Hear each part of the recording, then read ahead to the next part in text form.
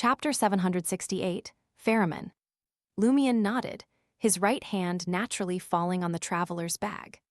He then walked over to the dilapidated, gloomy boat, noticing the severely decayed boatman turning aside to make way, as if signaling for him to hurry aboard. "Can you ferry me across the Styx?" Lumion asked politely in Deutonese.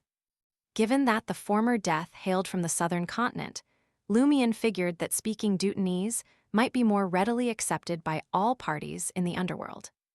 After all, in an environment so rich with the stench of death that a living person couldn't last a second, using mystical languages like ancient Hermes, which could manipulate natural forces, might have unexpected effects. For instance, merely uttering the words "river Styx" could forge a strong connection with the dark, ethereal river before him, possibly causing it to whip up a massive wave and sweep him away. The boatman, its eye sockets filled with thick blood vessels and oozing yellow pus, faced the river, wide enough that the opposite bank was out of sight, and remained motionless. It seemed it was answering Lumion with his actions. "Why would you try to communicate with a corpse? I can't hear you, nor can I make a sound. It seems ordinary language won't do. I've heard that the death pathway includes a language of the dead, but unfortunately, I don't speak it." Lumion muttered to himself quietly as he let his eyes take on a silver-black hue and slowly stepped onto the rickety, gloomy boat. In his eye of calamity, the boatman's destiny was pure black, dead and void, showing no signs of change. Does this mean no matter how much the boatman struggles, it can't change its status as a corpse, and its only fate is to wither away with time until even its existence vanishes? But that doesn't mean the boatman can't do anything during this time before its demise. Its actions can still affect the fates of others, including mine and other undead beings. From this perspective, the boatman, or rather the summoned undead, should still have a destiny, only that the outcome cannot be changed. Indeed, they have destinies, but my current rank isn't high enough to see them, is it? After all, objects have destinies too, but I can't see them now. It might also be that the destinies of the dead need to interact with others to manifest in the destinies of those others. Perhaps because he had temporarily become an undead himself, Lumion couldn't help but ponder the destinies of these residents of the underworld. With the mystical knowledge he currently possessed, he couldn't define destiny precisely, nor did he know how much the Mercury River of fate encompassed, or whether there were unseen aspects or hidden parts he wasn't aware of yet. He felt there must be, which stemmed from a few simple questions.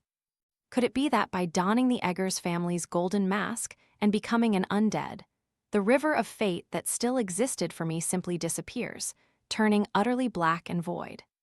And when I take off the mask, does the river of fate instantly return? What then is the river of fate, a plaything at our disposal? Although the golden mask of the Eggers family was made by death, it didn't contain beyonder characteristics and was only of a higher rank. It surely wasn't simple enough to manipulate the river of fate so easily. Later on, if there's a chance, I should have a monster pathway beyonder observe my fate to see the changes before and after donning the golden mask. Never mind, unless I find a demigod-level monster pathway beyonder, otherwise it would only harm them. Even when I had only Mr. Fool's seal, the false angelic rank, and the residual aura of the Blood Emperor, the patrol team's machine, Kolobo from Port Pylos, was already too afraid to look at me, thinking it would bring him great danger. Now, I have also added the Underworld Taoist seal and Umbella's bloodline. Lumion positioned himself at the center of the battered boat, allowing the golden mask to turn his eyes iron black. He wanted to preemptively spot the boatman's weaknesses to prepare for any potential mishaps. At that moment, the highly decayed boatman began to row, slowly steering the dark boat towards the other side of the surreal, shadowy river. His body was entirely cloaked in dark colors, and Lumion struggled to find any sign of a vulnerable pale spot amid the black. Of course, these dark colors also meant that the boatman was completely vulnerable to sunlight and lightning. The next second, Knight of Swords Merrick's voice rang in Lumion's ears. Its weaknesses might not be here. Not here? What do you mean they're not here? Can weaknesses be separated from the person? Just as Lumion was filled with intense curiosity, he remembered several stories his sister had once told him. In those stories, a type of monster called a lick would create phylacteries and hide them in heavily protected, secret places. As long as the phylacteries were not found and destroyed, the lick would not truly die, effectively separating its fatal weakness from itself. Ammonoculus note. Phylactery, either of two small square leather boxes containing slips inscribed with scriptural passages, and traditionally worn on the left arm and on the head by observant Jewish men and especially adherents of Orthodox Judaism during morning weekday prayers. And in the 22 Paths of the Divine, such things were hardly surprising. The Knight of Swords continued. Were you trying to discern its fate earlier? It holds a considerable rank. This is a dangerous endeavor. A considerable rank? Lumion glanced at the boatman, draped in tattered clothes and highly decayed flesh, unable to see anything particularly formidable about it. However, the fact that it could ferry across the river Styx, without sinking into it, certainly suggested something extraordinary. Lumion diverted his gaze, closely watching the boatman's every move, patiently waiting as the dilapidated boat made its way across the river Styx to the opposite shore. The battered boat rocked slowly, as if it might fall apart at any moment, taking what felt like an eternity to reach the middle of the river.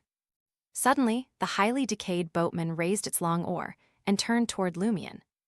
As the gloomy boat came to a halt, the boatman's mouth abruptly opened, splitting down to its decayed chest, its hollowed-out navel, and further down to its groin. Its body unfolded like a coat unbuttoning, stretching out to the sides, revealing no darkened organs or bones of its own, but rather a heap of half-melted, decayed limbs. Once again, Lumion felt a chill that made him shudder, daring not to harbor any thoughts of resistance. He clenched his right hand, which had been ready. He grasped the sword of courage from the traveler's bag, holding the hilt of the iron-black broadsword. Courage swiftly filled Lumion's body, prompting a manic smile on his face. What is there to fear from a mere boatman? Even if death himself stood before me, I would strike him down with my sword.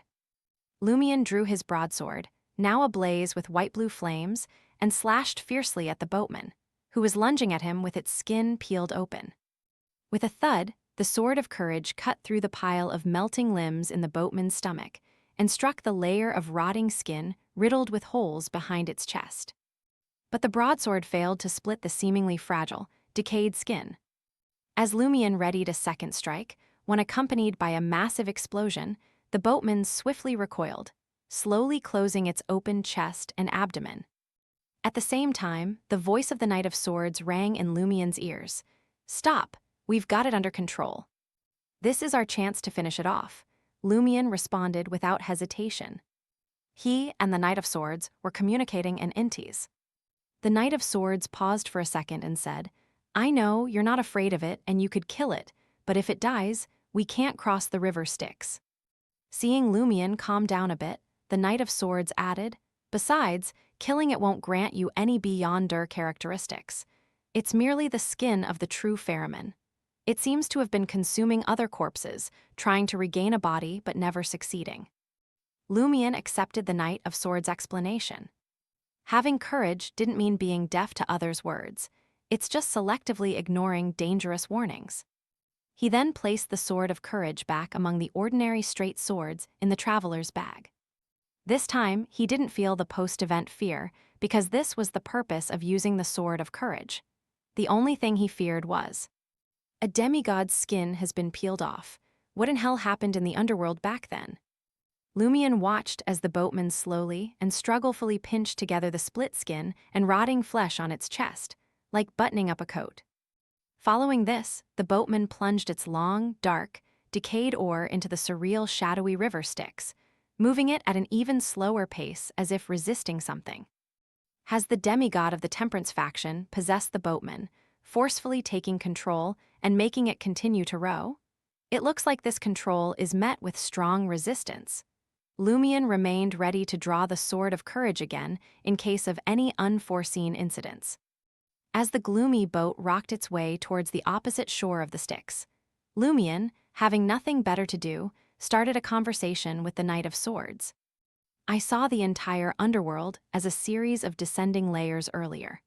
Crossing the Styx should just get us to the other side of this layer, so why did you say it's like entering deep into the underworld?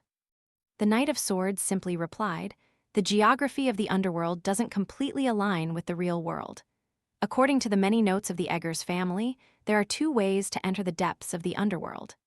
The first is to descend layer by layer through the worlds encircling the Styx, which are used to punish sinners, ultimately arriving at the realm where the blessed of death reside.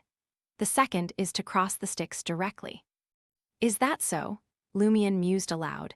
So, our destination is the realm once inhabited by the blessed of death. The Knight of Swords paused for a second and said, Death's palace should be there as well. The palace of the former death. Lumion's eyelids twitched at the thought. As he and the Knight of Swords alternated between silence and conversation, the boundary on the other side of the Styx finally came into view.